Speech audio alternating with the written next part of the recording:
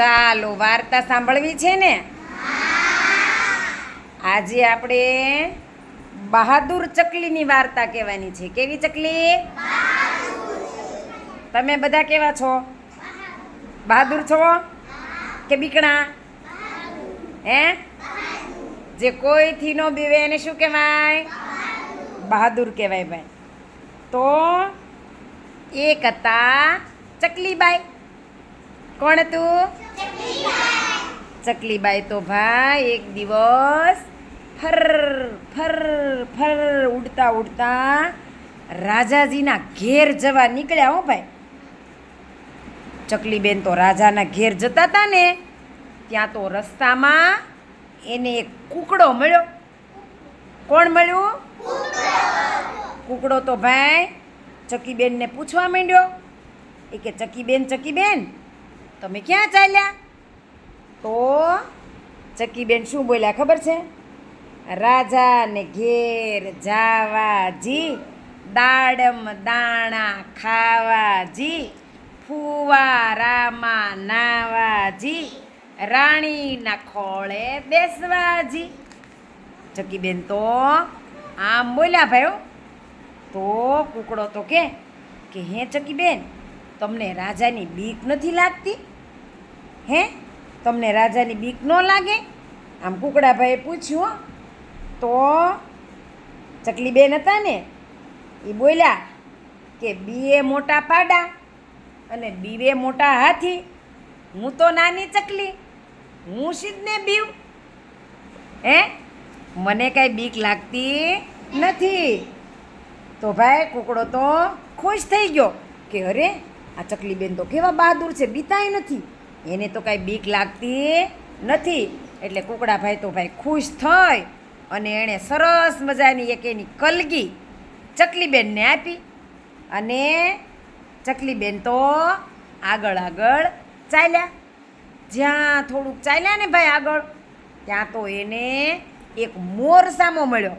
કોણ સામું મળ્યું? મોર. મોરભાઈએ તે ભાઈ ચકીબેનને પૂછ્યું કે ચકીબેન ક્યાં ચાલ્યા? તો ચકીબેન તો ભાઈ બોલ્યા કે રાજાને ઘેર જાવાજી, દાડમ દાણા ખાવાજી, ફુવારામાં નાવાજી, રાણીને ખોળે બેસવાજી. આમ ભાઈ ચકીબેને તો મોરને કીધું. ચકીબેને તો ભાઈ આવું મોરને કીધું ને, તો મોરે તો ચકીબેનને કીધું કે તમને રાજાની બીક નહીં લાગે? હે ચકીબેન? તો ચકીબેન તો બોલ્યા કે બીવે મોટા પાડા અને બીવે મોટા હાથી, હું તો નાની ચકલી, હું સીધને બીવ. આવું કહી દીધું ભાઈ ચકીબેને. એટલે મોર પણ ખુશ થઈ ગયો કે આ ચકીબેન તો બહુ ભાઈ નીડર છે. ચકીબેન તો કોઈથી બીતા નથી. એટલે ભાઈ મોરભાઈ તો ખુશ થઈ અને મોરભાઈએ તો શું આપ્યું ખબર છે? એના પીછા આપ્યા. શું આપ્યું? પીછા આપ્યા ભાઈ ચકીબેનને. તો ચકીબેન તો ફર ફર ઉડતા ઉડતા ભાઈ રાજાના મહેલની નજીક પહોંચી ગયા. હો ભાઈ, મહેલ પાસે પહોંચ્યા ત્યાં તો ભાઈ રાજાના મહેલની બહાર તો મોટો દરવાજો હોય અને દરવાજે ચોકીદાર ઊભો હોય. ચોકીદારે તો તરત ભાઈ ચકીબેનને રોકી દીધા. અને ચોકીદારે તો ચકીબેનને કે એ ચકલી ક્યાં જા છો? ભાગ અહીંથી, ચાલી જા, નહીતર આ તલવાર ભાળી છે, તલવારથી તને મારીશ. આવું ભાઈ ચોકીદારે કીધું. પણ આ તો બહાદુર ચકલી હતી, એમ કાંઈ બીવે થોડી? ચકી થોડી બીવે? એટલે ભાઈ ચકીબેન તો કાંઈ જરાય ડર્યા નહીં અને ઉડી અને ઓલો ચોકીદાર હતો ને એને ના પાડતો હતો ને, ઉડતા ઉડતા ચોકીદારની પાઘડી પર જઈને બેસી ગયા.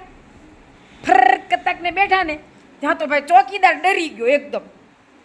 ચકીબેન ઉડીને એની પર બેઠા ને તો ચોકીદાર બી ગયો ભાઈ અને ભડકી ગયો. આમ ભડકીને ભાગ્યો એટલે ચકલીબેન ફર કરતાકને મહેલમાં ઘૂસી ગયા. ચોકીદાર ડરી ગયો ને આમ ભાગ્યો ને એટલે ચકીબેન તો ક્યાં વયા ગયા? મહેલમાં ગયા. મહેલમાં જઈને ચીચી ચીચી કરતા એક ઓરડામાં ગયા ને ત્યાં તો ભાઈ ત્યાં રાણીનો ઓરડો હતો હોય તો એટલે રાણી તો એને કીધું કે આવો આવો ચકીબેન, આવો અમારા ખોળામાં બેસો અને આ દાડમના દાણા ખાવ, ફુવારામાં નાવ, રાજાજીના સિંહાસન ઉપર બેસો. ત્યાં તો ભાઈ ચકીબેન ચી ચી ચી ચી કરતા ઉડવા લાગ્યા. પછી તો ચકીબેન ભાઈ રાજમહેલની અંદર દાડમના દાણા ખાધા, ફુવારામાં મન ભરીને નાયા અને રાજાના સિંહાસન ઉપર બેઠા અને રાણીના ખોળામાંય બેઠા અને ભાઈ ચકીબેને તો રાજમહેલમાં ખાધું પીધું ને મોજ કરી.